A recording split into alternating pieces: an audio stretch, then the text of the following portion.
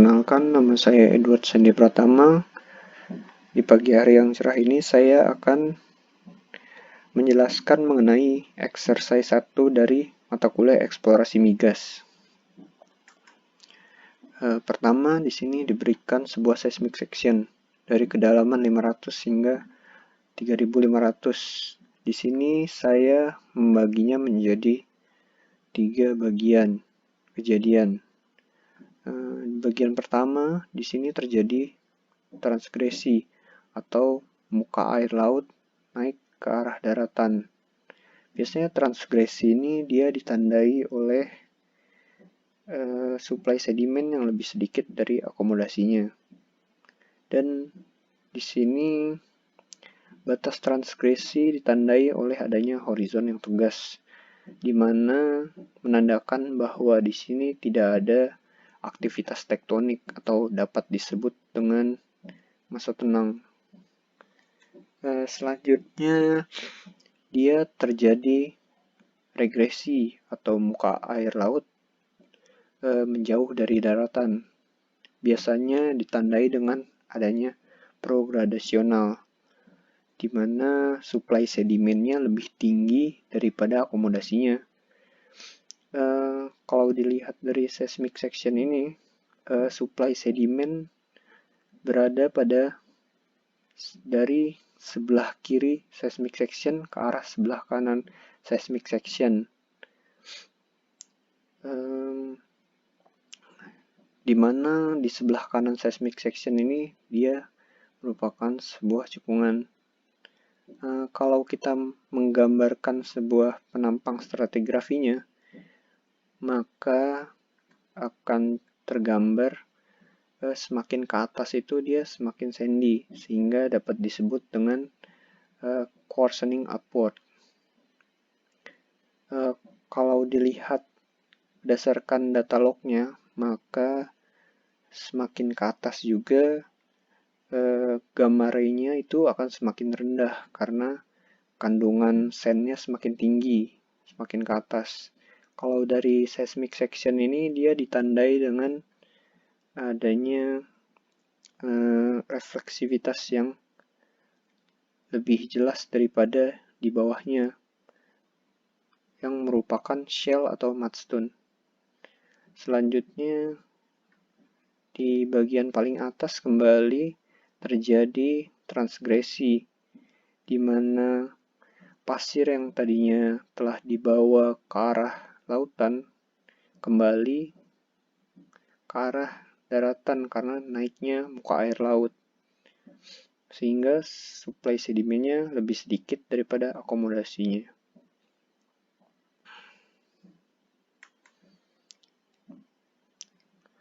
Selanjutnya kita diberikan sebuah data sumur.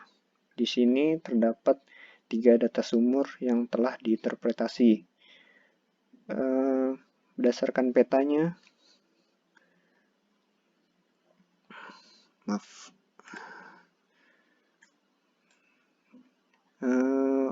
data sumur yang ini merupakan sayatan dari garis yang ini.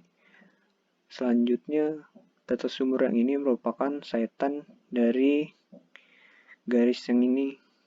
Dan yang terakhir, data sumur ini merupakan sayatan dari garis ini, di mana dia menyayat dari west sampai ke east. Kalau kita lihat di sini, dia merupakan formasi nyimbang. Nah, formasi nyimbang itu dia merupakan bagian dari cekungan Jawa Timur Utara, merupakan cekungan lepas pantai di Indonesia yang menghasilkan hidrokarbon. Dapat dilihat di sini formasi nyimbang ini dia terdiri dari nyimbang karbonat, klastik, dan basement. Nyimbang karbonat ini dia terdiri dari limestone, ditandai dengan warna biru batu bata. untuk imbang klastiknya dia batuan pasir, ditandai dengan warna kuning bintik-bintik, dan basement ditandai dengan warna abu-abu tua. Sementara yang abu-abu di sini merupakan shell.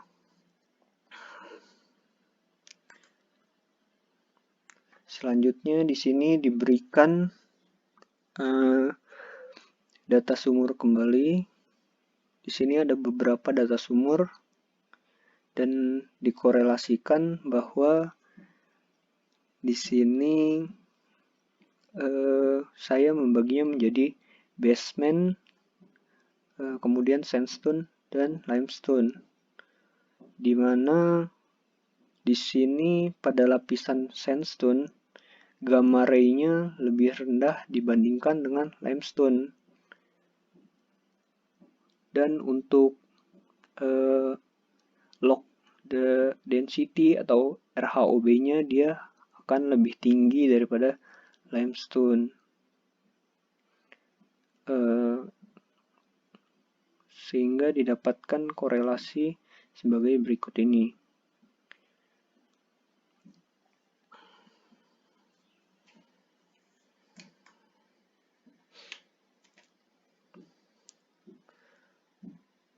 Selanjutnya berikut kira-kira seismic section untuk irisan dari north ke east, north ke south, dimana jika digambarkan dalam peta time structure kira-kira seperti ini. Untuk section yang ini dia merupakan bagian dari lintasan yang ini, lalu yang kecil ini bagian dari yang ini, lalu section yang ini bagian dari yang ini, dan selanjutnya. Nah,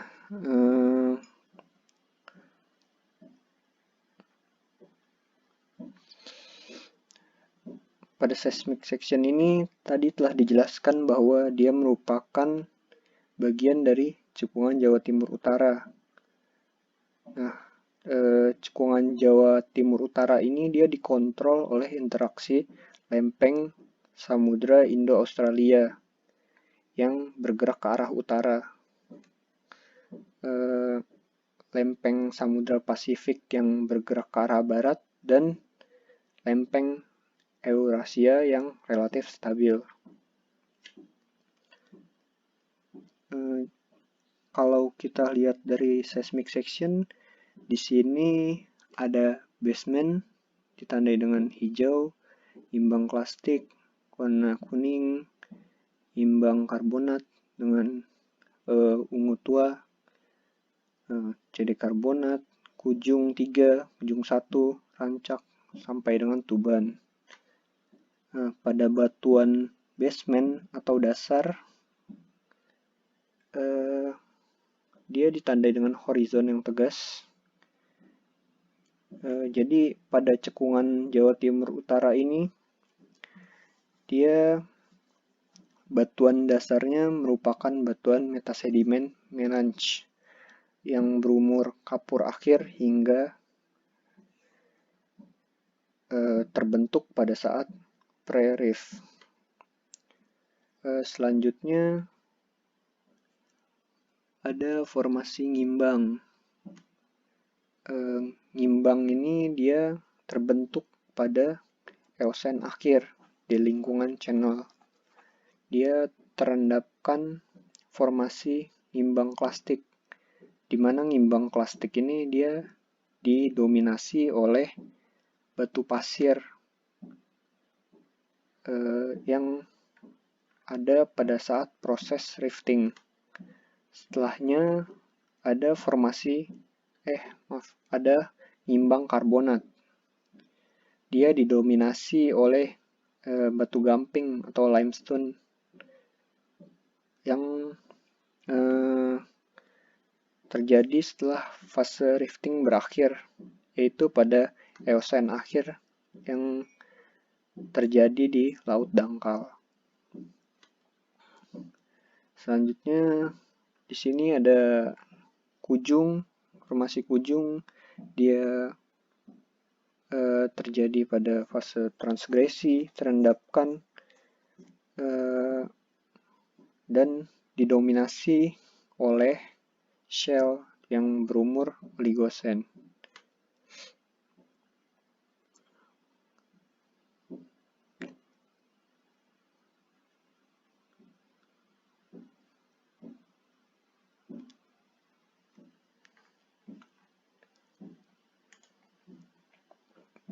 Nah, ini section seismik yang sama dari south ke north, hanya saja berbeda fase. Dan ini untuk bagian west ke east-nya dia sama, merupakan bagian dari cekungan Jawa Timur.